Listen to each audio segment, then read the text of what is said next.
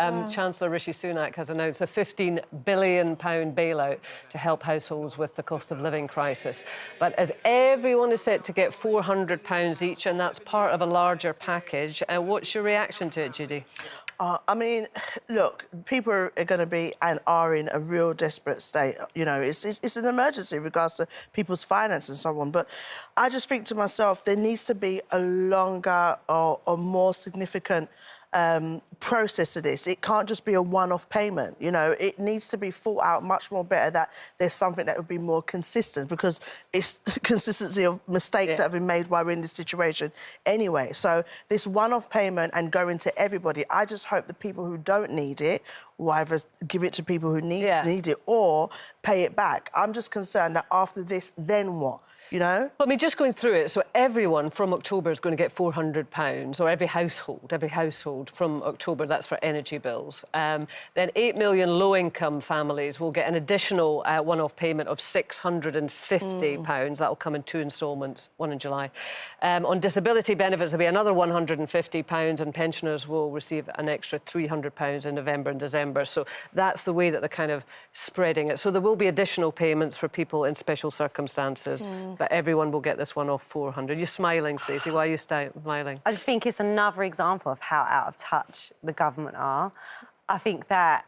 I know that we were discussing this earlier, Kaye, and I was saying I don't like what Judy said. Where's the long-term resolution? And you said, well, actually, it works out cheaper to roll this out to everybody than it does to just find the specific people who need it. It's cheaper and quicker. But is it, though, Kaye? Because if they were a good government, they would have foreseen this happening years ago. Yeah. They would have started these programmes years ago. They would have made sure they set up things in place for people. A lot of this is COVID. I mean, you know, I'm the last person to make excuses for Conservative government, but a lot of it is COVID. Then you have the situation in Ukraine, that we have a food crisis, and it's also had an impact on the energy because we've had a squeeze on that. I mean, these, I hate to use the word unprecedented, but these are unprecedented But then they times. should make account for unprecedented times that could happen at any point to anybody, and they're supposed to be the people looking after us. When I had Zachary at 17, at 18, I got a Sure Start grant. Sure Start grant, it was called at the time. And I can't tell you how much that saved my life. My working tax credits saved our life. We could not have got by without those. The milk tokens that we used to get to help us buy SMA and milk and stuff from the shops that we couldn't afford. All of that got abolished.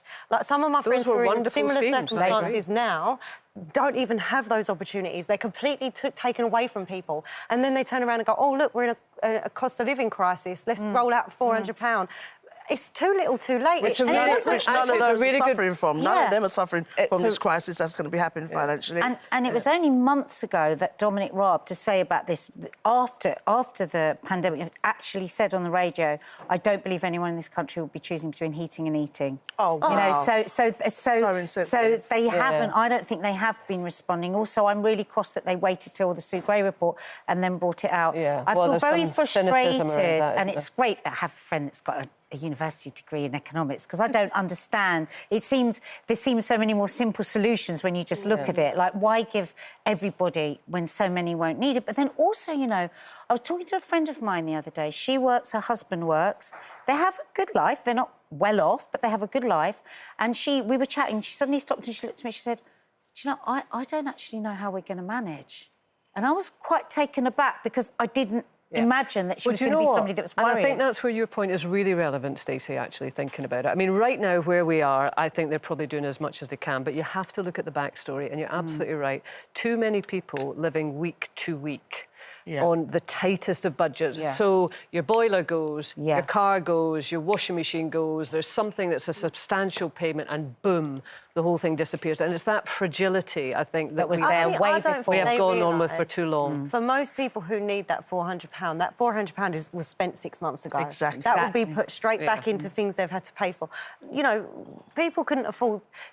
Mums couldn't afford school dinners for their kids during the pandemic. Why is that even happening? How does it get to that point before somebody in the public eye... But as you said as well, Stacey, before the pandemic, there's a terrible discrepancy between the way that people live. And this government, as far as I'm concerned, long-term hasn't been doing anything about that. And now, like you say, and you were talking earlier, a lot of your friends would have just gobbled up this £400 so quickly, and then what do they do next? Well, the problem is we can't constantly live in crisis. It doesn't bring a solution. It just mends over until the next crisis happens. And the thing is, though, I mean, come October, then there will be pressure on the Chancellor to do something else. And I mean, it's not as if this is going to be a once and all. But you take your point, Judy. You don't want to lurch from crisis to crisis to crisis. You want to set in place a system that is going to be there and is going to carry people through so that they can have some certainty and take away the anxiety from many people's lives. I mean, and I'm not trying to be a smarty pants here, whatever, but I mean, if I get my 400 quid, I absolutely say to you, I will be giving it back.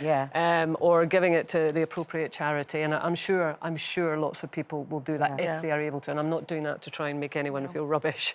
But if you don't need it, don't keep it. If you don't need it, don't keep it.